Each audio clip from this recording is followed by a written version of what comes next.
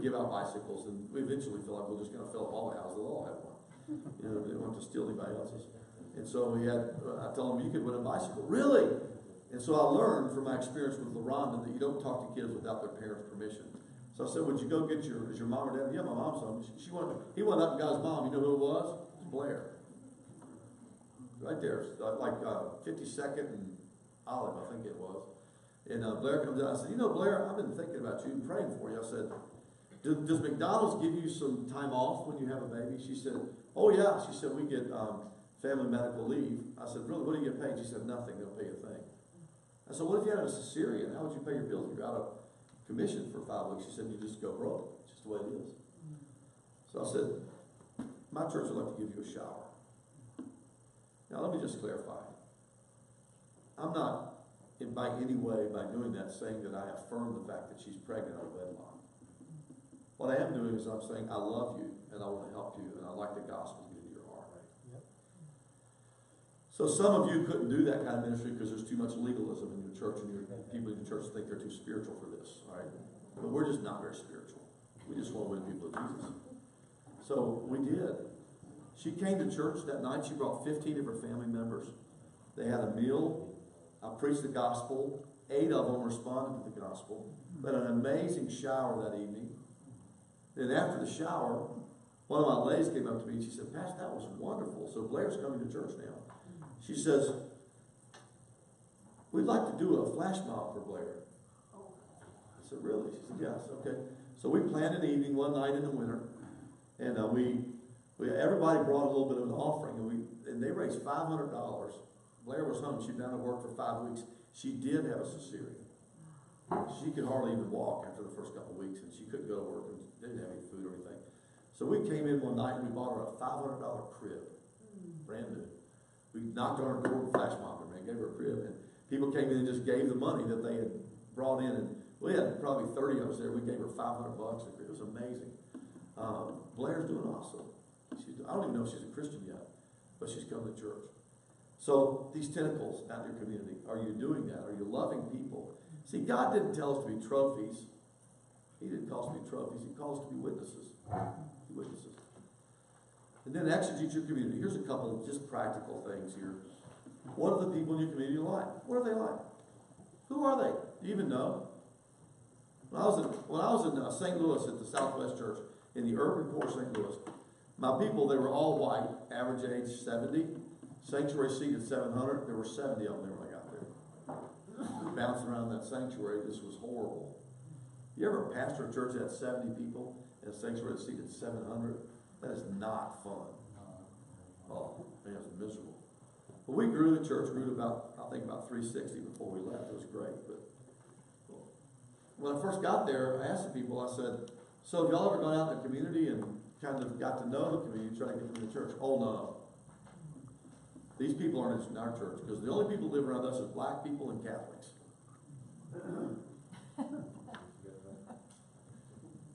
Like, you can't reach black people because they're black, and Catholics are Catholics, so you can't reach them. So, it's amazing what we think about our community. And so some people think, well, our church has a horrible reputation. Horrible. We had a pastor have an affair 5 years ago. I had a pastor tell me that. He said, we're healing. We're healing from that. I said, well, how long have you been healing? He said, about 8 years. I said, God can heal you instantly, brother. You have to wait 8 years. God can heal you right now. So here's what I did. Just because those people told me that they're only blacks and Catholics, I went out knocking on doors, took my camera. I didn't have a cell phone then. Took my camera. I said, my name is Mark Bane. I'm the pastor of the church down the street. They said, church? I said, yeah, the one down the street. What church? I said, well, it's right there. It's like 2 houses down. Oh, that's a church. We didn't have a bad reputation. We had no reputation. They didn't even know we existed, and they weren't black. They were all white people. And half of them weren't Catholics. And if they were, they made good Christians. Catholics make great Nazarenes. Do you know that? I went back to my church. That's just not true. There's a lot of people who need Jesus. And I introduced them. I brought the pictures up, put on the PowerPoint, and showed them all the people in the community. Since they wouldn't go out and meet them, I decided to. What are they like? Do you even know who the people in your community are? Have you ever knocked on the doors next door to you? Do you even know what color their carpet is or what kind of paint's on their walls? You know how many kids they have? You know the problems they're having in their lives? That's what a church does. Connects to people's needs. What are their needs? I don't know what their needs are. What do they lack? What do they have? How many have children? What are their activities? What do they do for fun? Where do they go? How do they spend their lives? Where do they hang out at? Where do they gather? Where are they from? These are questions you can learn from people. How many don't know Jesus? What percentage? It's pretty high, I can tell you, in those places. And then respond to what you learn. Do a survey of your community. Find out who they are. Don't just assume nobody wants to come to Christ, because if that's true, then the fields aren't ripe and the harvest isn't plentiful, and Jesus was a liar. And he's not. He wasn't. And they are. Respond to what you learn. Offer help and participation. If you find out a need, don't just find out a need. Go fill that need. Make it organizational seriousness. Change your actions. Go find a way to fill that need. And then provision. Give them what they need. What does my community need that I can provide as a church? You may not be able to provide everything, but what do they need that our church can provide? Start providing that. They'll come to your church if you provide what their needs are. That's just what happens. It's the best way to reach people. Then be present. Go where they gather. Be among them. Hang out with them. I go to these businesses. I'm always walking around. They're calling me the pastor. People I've never seen in my church in my life. I'm their pastor now because I come to their business or I hang out in their store or drink coffee. I'm their pastor. They don't even go to church. I'm their pastor. How does that work? Be present. And then trust the power of the gospel to change their lives. Believe that when you present the gospel to somebody, God's going to use that.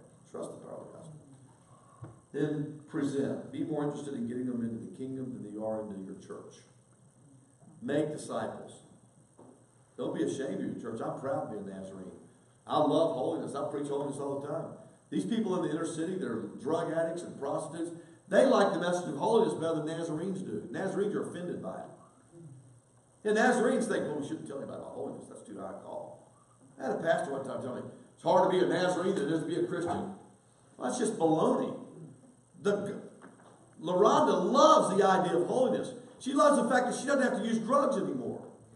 Shirley loves it. She loves it when I say you don't have to keep using drugs. She thinks that's awesome. They love that stuff. They love holiness. They love to hear about it. I preach it all the time. Most of the people that get saved in my church get saved because I preach a holiness message. Of course, you can't preach holiness without, you can't be sanctified unless you're saved. So there's always, salvation is always included, right? And then challenge and expect people to start a mission outpost. From your church. Think about, this is the macro part of this training. Where could your church start a Bible study that doesn't have one? What communities around you need a church? Ask one of your families in your church. Would you like to go start a Bible study that we need a church in that community? Start talking about it. Remember that. Here's some examples. I can tell you about Ken Lawson. He was a layman in Houston, Missouri. The Nazarene church, the Missouri district, closed the church there because they're a bunch of old, mean, nasty, carnal Nazarenes. That's what the leader told me over there. Well, he was tired of that church. Well, Ken Lawson was one of the laymen in that church, and I don't think he was one of the mean, nasty ones, but he said, I'd like to start a church here. Well, he's a layman. He's a retired engineer, 69 years old. He said, I'd like to start a church here, can I? I said, call your DS. He called his DS. DS says, I don't want anything to do with the church there. They just gave me nothing but grief. No, I don't want to plant a church here. Then he called me back. I said, okay, you gave a shot. We'll help you plant one. So we let him start a Bible study in his living room, and then he ran out of space. And a Baptist woman started coming to his Bible study. Baptist woman started coming, and before you know it, she gets sanctified. She's a sanctified Baptist.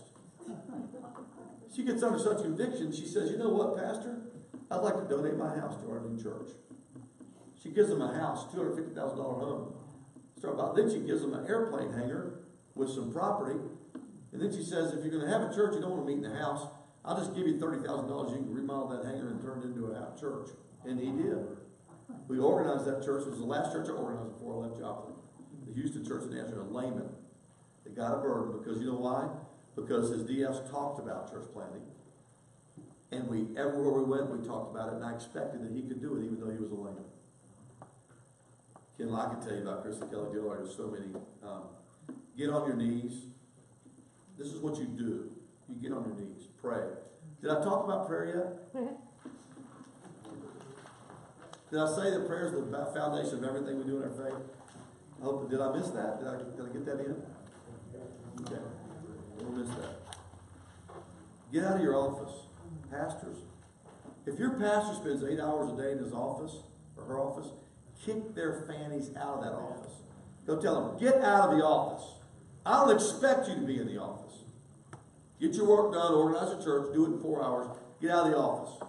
Go take from noon to 4 off and then work in the evening. I had the craziest pastor. I had a pastor that liked to go calling between 1 and 4 in the evening.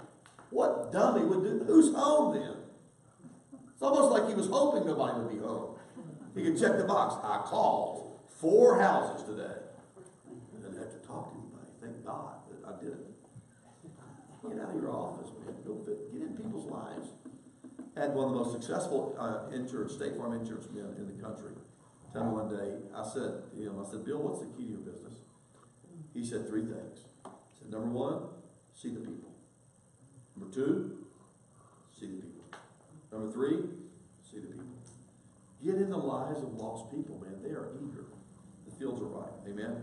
Then get busy. Go sow seed and tell your people to sow seed. Model it. If you want your people to lead somebody to Christ, lead somebody to Christ. Tell them how you did it. I do that every church I go to. I say, God, help me lead somebody to Christ early so I can model it. So I went to Atlanta First Church. I remember meeting, and we're going to take a break in just a minute, and then we'll be done in about probably an hour. We're supposed to be done at 5, is that right, Pastor? Is that what the schedule had? Was it 4? 4 or 5. What were y'all told? 5? 4? You were told 4. Okay, we're going to be done in about 25 minutes. All right. So, I came to this church and I came for an interview, and I stayed in the house of the treasurer during the interview. It was a 3-day interview. It was intense. Atlanta First Church. They don't play around when they call the pastor. I mean, I had questionnaires. It was a nightmare. Had board meetings, met with the staff, met with the church. They had a Q&A with the whole church for like 3 hours. So it was like, but I'm living with the board secretary. Don't stay with the board secretary when you go. If you're a layman in a church and you're calling a pastor to come interview, don't be cheap. Put them in a hotel. Don't make them stay with your treasurer. This guy was like Hitler. His name was Holger Schultz. Now, he was a great guy. He became my best friend. But when you got a guy named Holger Schultz that you've never met, you don't want to stay with that guy. But I stayed, and so I told him, I said, Holger, thank you for letting us stay. Once they ask you to stay, you can't say no for a hotel, because then they think you're uppity, so you can't do that. So just be uppity for them. Don't let them stay. Put them in a hotel. So anyway, I stayed there with him, and I said, I get up about 3:30 in the morning, so you won't see me until about 9. I'll sneak out, because if I'm here and I get up and I pray, I'll be creaking on the floors and waking you up, and I have a hard time being quiet. And my wife sleeps like she's like the princess of the pea. Y'all remember that story? Princess, she had to sleep on like 30 mattresses. She still felt the pea. Like a pea, not. All right, you got it? the green thing, all right? Well, if people don't know the story, they don't know. I don't even use that other word, Anyway, so she wakes up. If I breathe heavy, my wife wakes up. So I always slip out early in the morning, about 3:30, and I go spend a couple hours in prayer. And I spend a couple hours in prayer not because I'm spiritual, but because I'm just not very gifted. Most of you pastors here could get twice as much done than I can without prayer. I got to pray a lot to get half as much done as John Philippi or anybody else that's written some pastors. I'm just very inadequate. That's why I need a lot of prayer. So I went out the mornings. I'd go to IHOP after I prayed, and I'd do some work on my notes and PowerPoint, because I have to go back and preach at home. And this girl named Tina kept coming. She was my waiter every morning. And you could tell she was lost. Her face was all kind of wrinkled up, She'd been smoking all of her life, and she smelled like smoke, and she's living with a guy and all this. She got a boy out of wedlock. I learned this over 3 days. Every morning I'm in the IHOP. Well, at the end of the IHOP, I said, Tina, I'm thinking about coming to pastor a church here. If I come, would you come hear me preach? She said, oh yeah. I said, Tina, you gotta think about it more than that. I said, because I got a problem with depression. Oh, really? She said, yeah. I said, I get depressed, so if you tell me you're coming to church, I'll be standing there waiting for you. If you don't come, I'm going to preach terrible because I'm going to be depressed. You wouldn't want to make the whole church have a bad day because of it. I said, the Bible says Go to the highways and the hedges and compel them to come in. Since then we know what it is to fear the Lord. We try to persuade others. Persuasion. That's intentional. That's bait and switch. I don't mean it that way. It's not manipulation. It's intentional evangelism is what it is. And so she said, yeah, I'll come. I said, now, I'm telling you, if you're really going to come, I want your name and phone number. I'll call you. She said, okay. She said, well, sure enough. I come to church, and my third weekend, she comes to church. She comes forward and gets saved. What do? The next week, I have her on the platform. Fourth week in my ministry there. I said, I wanted you guys to meet a lady named Tina. Tina, would you come up? She was there with her boyfriend who got saved, and she kicked him out. She wasn't living with him anymore. And her son was there, and her brother and his wife were there. All four of them got saved. She came up, and I interviewed her. I said, how did you come to know Jesus? And, I thought she was going to talk about me, but she didn't. She said, well, I've been working at IHOP for 6 years. And she said, Watson and Morris, and she pointed to 5 men in our church. She said, they come into my restaurant every week and do a Bible study. And they're nice to me, and they give me good tips. But she said, and they've invited me to church, but they didn't demand that I come to church. She said, Pastor, you were just tenacious. You just kept after me. She said, I've seen these guys for 6 years, but you just made me come. No, I thought about that scripture. Go to the highways and hedges and compel them to come in. Which really means make them come in. So that's how she got saved. Well, and after I did it, I said, see guys, if I can do that, anybody can do that. If you want your people to be evangelists, model it. Model it. They're not going to lead people to Christ if you're not leading people to Christ, pastors. Somebody say amen. But layman, that doesn't let you off the hook. You're going to still answer to God for what you didn't do that God called you to do. Don't wait around for your pastor to lead somebody to Christ. Just go do it yourself. Because you know who you're complete? Remember the Bible says you are complete when your pastor does it right. It says you're complete in Him. Right? All right, moving along. And these are a couple of ways I present the gospel. ABC is admit that you failed and you haven't lived up to standards. Believe in Jesus and commit your life to Him. I'm just going to give you a couple of models. And then there's John 3:16. God so loved the world, He gave His only Son. Whoever believes in Him shall not perish but have everlasting life. The fact, God loves you. The act, He gave His only Son. The pact, if you believe in Him, you'll receive life. Just simple. Find some simple way if you need to lead somebody to Christ that you'll know how to do that. I give the gospel the way I receive it. When I present the gospel, I usually start with, man, I hope you're going to be one of the people that makes it to heaven. I really want to see you in heaven. The Bible says only a few people are going to make it. Are you going to be there? I want to see you. That's how I approach people, and it's amazing. That's how I receive the gospel. And then simple method of micro-evangelism, or multiplication, pray for an area. Start now. Outline an area of your city where your church is. Draw corners. I do that. And I told you what they were. 63rd, Truce, Gregory, Prospect. Every day I'm in town, I pray the 4 corners. I pray into that. I'm softening up the territory so that the Sierras and the Larondas and the Jamaikas, when I show up, God's already been working on their heart and softening up their heart and preparing them. Pray for an area. And then begin prayer drives around the community. Drive around the community and pray and watch people and take notes. Who's there? What do they like? What's going on in their lives? What are their needs? Begin making contacts with them.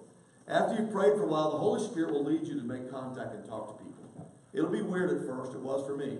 Well, my first encounter was a bunch of kids and I was called a pervert. But I didn't quit. Now LaRonda's serving Jesus. And so is her cousin, and so are her 2 kids, Asiana and Alexandria. I begin making contacts with people 1 hour a week. Try it.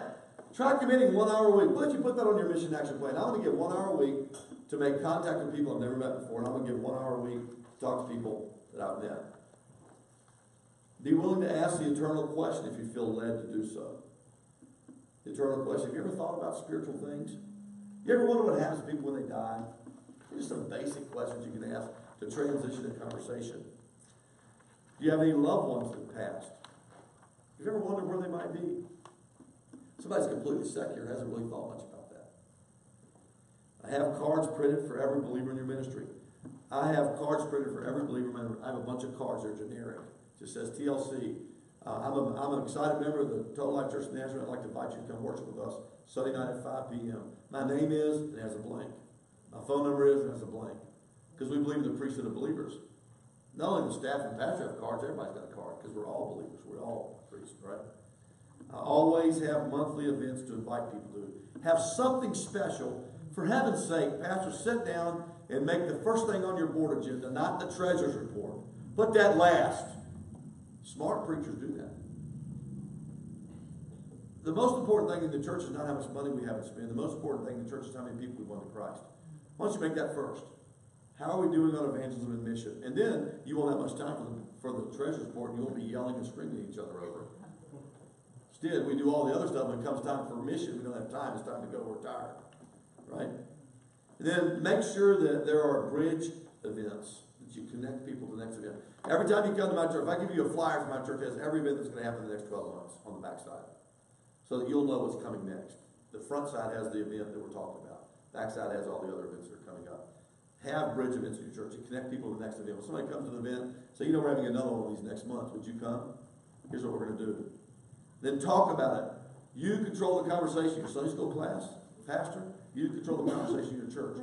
Talk about church planting. Just talk about it. And before you know it, there'll be people who won't plant a church. Just talk about it. Oh, is it dead? No. Oh, you need some notes? Yeah. Oh, that's not in your notes? No. No, this whole section's not in our notes. That's right. I knew that. I just figured you just kind of have photographic memories. Take a picture. How many really take a picture? With your cell phone. But if you'd like, I'll be happy to send these to John. He can get them out to you. But I'll wait if you want to write them in. You got them? Yep. All right, good. We'll move on then. Talk about it. You control the conversation. Plan for multiplication in your church or ministry. Put a mission action plan. How often is our church going to plant a church? When's the first one going to plant? Who's going to be the leader? Who's going to go with them? What if you just did that? What if you decided that multiplication was not optional? Am I the only one hot? It seems hot in here. Is it just me? Is anybody else warm? Stuffy. Okay. What'd you call me? Stuffy. Build a farm team. That's my wife, calling people things. Stuffy. Build a farm team, guys. Go to your children's department and ask if anybody here ever felt like they should be a church planter. Talk about the call to ministry on a regular basis. Talk about it. My pastor, I would not believe I'd be in ministry today if my pastor had not invited me to preach that Sunday night. Give people opportunities and ask them, have you ever felt called to ministry? Give them a chance. Then do trainings every 6 months in your church. Find out what your deficiency is in your church and plan a training to fill that deficiency. Just be intentional. Our church is terrible at this. We'll plan a training to teach them how to do that. Our church is terrible at that. Plan a training to teach them how to do that. Our church hasn't planted a church in 50 years. Do a church planting training. We'll help you organize it. Our church hasn't invited Jesus in 5 years. Do an evangelism training. We'll help you. Call my office. We'll bring trainings in. We'll help pay for trainers. We want to see you win. We want every church to succeed. Amen? Give opportunities for those called to respond to the call, and then develop a kingdom mindset. Release people to God's call. When He calls them, don't hold on to them. Release them. There's a brief story that I'll share with you. There's a guy that wanted to plant a church, and he had about 250 people in his church, so he calls the church planter in, and he hires him, and he says, you've got 1 year to find 50 people in my church to take out and plant a church. Well, after 10 months, the pastor calls this young man in his office, and he says, young man, I got to tell you, there's a list of people you can't touch. You can't take them. And the young man's kind of mortified by this. He's been working 10 months. He's got this beautiful list. Pastor gives him a list of 50 people. He says, you can't take them. The youth guy, that guy was going to plant a church. He was a little bit bothered until he looked at the list. The list had all the carnal, mean, selfish, ungodly people that don't tithe. He said a healthy church like ours can handle those people better than a new church. You only get to take our best. You only get to take Saul and Barnabas. Think that way about ministry. Give the best. What will you do? What habits and behaviors will you make changes in your life for? We've already talked about this. Here's a couple of questions. What will my prayer life, how will my prayer life change? Will you make some organizational serious changes? Do you have that in your notes? Write something off to the right of that. 18. Write something off to the right. What are you going to do different? Are you going to regiment your prayer life? Are you going to start praying more? Are you going to start being more determined and specific about your request? Are you going to add praise to your prayer request? Are you going to add people? Are you going to pray for God to make it clear what you're doing? And then the second question, how will your mindset change in a missional way? How will you start thinking more missional? What are you going to make yourself think about? What are you going to do to force yourself into seeing the crowds? What intentional, organizational, serious activities are you going to force yourself into so that you see the crowd, so that you might have compassion on them? And what actions will you take to live a more missional life? What are you going to actually do to get around lost people? And then the trust principle. Let's read it out loud together. The trust principle. Remember? Let's say it out loud. Trust is essential to accomplishing the will and call of Christ. Without trust, it's impossible to please God. Hebrews 11 says, without faith, it's impossible to please Christ. Those words are kind of interchangeable. Do we trust that prevenient grace has preceded us? Do you? Do you believe that God's already working in the lives of every person that's not a Christian? The Bible says that. Our theology believes that. We're Wesleyan. We believe in prevenient grace. Do you trust the Holy Spirit will be with us as we go speak to people? And He'll give you the words you need to say, and He'll give you the courage to do it. And He'll take care of what you do and say. And He'll manipulate the words. You know, like in the New Testament, there are a bunch of people there that didn't know Jesus, and God gave them the ability to speak a language they never spoke in their lives, so they could hear the wonders of God in their own language. God has many times, when I've witnessed, I've done a stupid, terrible, horrible job. And God gave the gift of tongues. In other words, that person didn't hear what I said. They heard what God wanted them to say. It changed them. Do we trust the Holy Spirit is with those we minister to? Do you? If you turn those lights off for 1 second, we've got one more video, then we're done. I don't think our problem is that we don't understand that we should be doing the right things. I think we know that we're supposed to be reaching lost people. I don't think our problem is that we think it's somebody else's responsibility to reach lost people. I think we believe that at a certain level. But most of us, we know we're supposed to win people to Jesus. We just don't think we can. We've lost confidence. I don't think our problem is that we assume lost people don't matter to God. I think everybody here cares about lost people. I don't think our problem is that we don't want to help depopulate hell. I think we don't. How many of y'all really hope some people get into hell? I don't think there's anybody who wants anybody in hell. I believe that. Our problem is that we don't trust Jesus. I want to remind you, Elijah was a man like us. He had influence with God. The question, do you trust Jesus? I'll show you a video, then we're done. Jesus, I just don't trust you. You don't trust me? No, I mean, I want to trust you, I just don't. I have an exercise that I think will really help. Oh, okay. Stand here and face this direction. Now, do you trust me? No, I just said I don't trust you. This is all part of the exercise. Oh, All right? okay. Whenever I ask you if you trust me, you say, yes, Jesus, I trust you. Even though I don't. It's practice. Okay. So, do you trust me? Yes, Jesus, I trust you. Now, fall back. Are you going to catch me? Don't worry about that. Okay, that's the part I'm worried about. You can do this, okay? Just trust me. Trust you. Fall back. Okay, well, Jesus, I trust you. Yes, do trust you. I'm going to fall back. Woo! Okay. Let's try this again. Just face this direction and keep your feet planted. All right? Do you trust me? Yes, Jesus, I trust you. Now, fall back. Okay, I'm going to do it. All right. I'm really going to do it. Good. Oh, Jesus, you're really good! I didn't think you were going to get me, but you did! Oh, that was great! That was great! You're ready for level 2. Level 2, here I come, baby! Woo! Okay, hold it. Oh, you know what? You're too close. You need to move back. Ah, right. Okay. This one's a little bit different. Oh, okay. Stand here, Uh-huh. but face me. Oh, forward ball. I can do that. Okay, wait for my signal. Oh, right, the Jesus signal. Yes, the Jesus signal. Do you trust me? Yes, Jesus, I trust you so much. Good. Fall back. That's awesome. It is awesome. Especially when you do it. Seriously? Of course. Okay, Jesus, I don't know if you noticed this, but there is nobody over there. I know it looks that way. It looks that way. It is that way. You can do this, Laura. Just trust me and fall back. Jesus, I can't do that. We can do it together. I can't. You can. I won't. Well, if we've learned anything today, we've learned that God wants you to be a witness.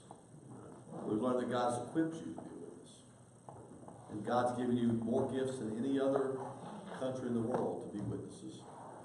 Better equipment, better transportation, better communications, more conveniences, and more comforts than anybody in the world. So the question is, do you trust Jesus? Because that's really what it's about. Are you willing to make a fool out of yourself for Christ? Perpetua was willing to die for Christ, just so that she could have an opportunity to witness. She was a middle income, she could have lived a good life in Rome. But she decided to die for Christ. Because the best opportunity for witness to them was when they were in the Crusades. I mean, not the Crusades. In the Colosseum. And the animals came out to eat them. That's when they knew people were watching. More people came to Christ after those events than any other time, they say, because the Christians died well. Well, I'd like for us just to live well, wouldn't you? Well, I want to ask you, how many of you will commit to praying at least 1 hour between now and tomorrow morning? 1 hour, doing the 15 minutes. How many will commit? I'll pray an hour. I'll do that. 15 minutes, 4 sections, 15 minutes. Good. I hope you commit to that for the rest of your life. How many of you will say, I will put together a mission action plan and I'll submit it to my pastor? How many will do that? If your pastor's not here, he'll love that. I'll submit a mission action plan. You go to him and say, Pastor, I want to let you know this is my mission action plan for my life. This is what I think God might want us to do in our church. Do that, all right? Thank you very much. I'm done. I appreciate it. John, you want to come up here and close the prayer? Thank you.